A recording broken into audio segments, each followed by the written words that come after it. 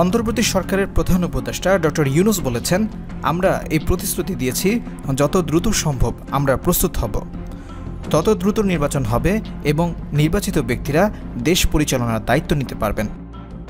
তিনি বলেন, সংবিধান সংশোধন, সরকারের পরিধি, সংসদ এবং নির্বাচনী নিয়মাবলীর সম্ভাব্য সংস্কারের বিষয়ে দ্রুত ঐক্যমতে পৌঁছানো প্রয়োজন। আমরা অন্তর্বর্তী সরকার, তাই আমাদের সময়কাল যতটা সম্ভব কম হওয়া। গত আগস্টে ছাত্র জনতার গণ অভ্যুত্থানে শেখ হাসিনা দেশ ছেড়ে পালিয়ে যাওয়ার পর দেশের প্রধান উপদেষ্টা হিসেবে সরকার পরিচালনার দায়িত্ব গ্রহণ করেন প্রফেসর ডক্টর মোহাম্মদ ইউনূস। কোটা সংস্কার আন্দোলনকে কেন্দ্র করে গণ অভ্যুত্থানে শেখ হাসিনার 15 বছরের স্বৈরশাসনের পতন ঘটে। এই আন্দোলনে পুলিশ ও নিরাপত্তা বাহিনীর দমন-পীড়নে 700 জনের বেশি মানুষ নিহত হয়েছেন, আহত হন আরও কয়েক হাজার মানুষ।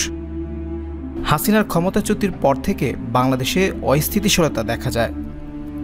এ বিষয়ে ডক্টর ইউনূস বলেন, যে কোনো সরকারই স্থিতিশীলতা নিয়ে চিন্তাভাবনা করে, আমরাও তাই। আশা করছি আমরা এটি সমাধান করতে পারব এবং শান্তিপূর্ণভাবে আইনশৃঙ্খলা বজায় রাখতে পারব। তিনি বলেন, বিপ্লবের মাত্র 3 মাস পেরিয়েছে। গতকাল বুধবার বার্তা সংস্থা এএফপিকে এ কথা বলেন ডক্টর ইউনূস। তিনি বলেন, বর্তমানে জাতিসংঘের জলবায়ু সম্মেলন COP29 অংশ নিতে আজারবাইজানের রাজধানী বাকুতে অবস্থান করছেন। এই সম্মেলনের ফাঁকে এএফপিকে সাক্ষাৎকার দেন ডক্টর মোহাম্মদ ইউনূস। শান্তিতে নোবেল বিজয়ী অর্থনীতিবিদ ডক্টর ইউনূস বলেন, সংস্কারের গতি ঠিক করে দিবে নির্বাচন কত দ্রুত হবে। তবে ডক্টর ইউনূস জোর দিয়ে বলেন, তিনি দেশকে একটি গণতান্ত্রিক নির্বাচনের দিকে নিয়ে যাবেন।